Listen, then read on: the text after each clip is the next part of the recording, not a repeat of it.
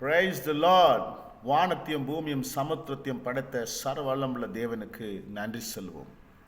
இந்த வருடம் முழுவதுமாக கண்மணியை போல காத்து நம்மளை வைத்திருக்கிற தேவனுக்கு நன்றி சொல்லணும். சங்கீதக்காரன் புஸ்தகத்தில் 150வது புஸ்தகத்தில் இப்படியாக சொல்லுகிறது, கடைசி வசனம் இப்படியாக சொல்லுகிறது, சுவாசமுள்ள யாவும் கர்த்தரை துதிப்பதாக. அல்லேலூயா. அந்த ஒரு 6 வசனம் தான் இருக்குது. அது என்ன சொல்லுது என்றால், எதற்காக அவரை ஸ்தோத்திரம் செய்ய வேண்டும், எதற்காக அவரை துதிக்க வேண்டும், எதற்காக அவரை போற்ற வேண்டும் என்று நீங்கள் நினைக்கலாம்.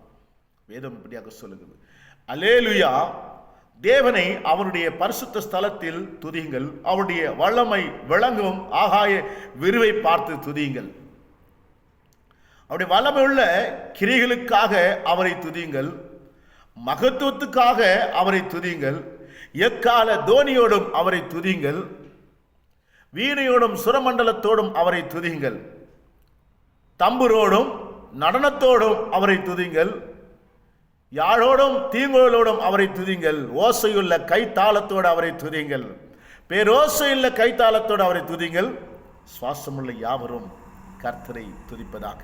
அல்லேலூயா என்று சொல்லுது. என் தேவ பிள்ளைகளே, இன்றைக்கு இந்த சுவாசத்தை கொடுத்த நம் ஜீவனுள்ள தேவனுக்கு நன்றி விசுவாசமா இருந்து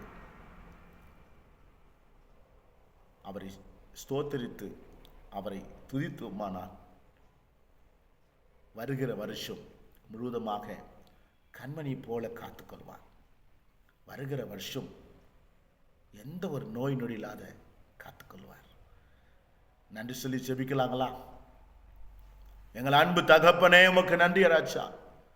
இந்த வருஷம் முழுவதுமாக ஜனவரி 1ஆம் தேதியிலிருந்து இதோ 31ஆம் தேதி வரைக்கும் எங்களை காத்து நடத்தின தேவன், இன்றைக்கும் நாங்கள் உயிரோடு இருக்கிறதுக்கு காரணம் நீர் எங்களுக்கு செய்த தயவுனால, கிருபைனால, நீர் எங்களை காத்ததுனால, நீர் எங்கள் கரத்தை பிடித்ததுனால, எங்களுக்காக நீர் பலியானதுனால அப்பா உமக்கு நன்றி ராஜா.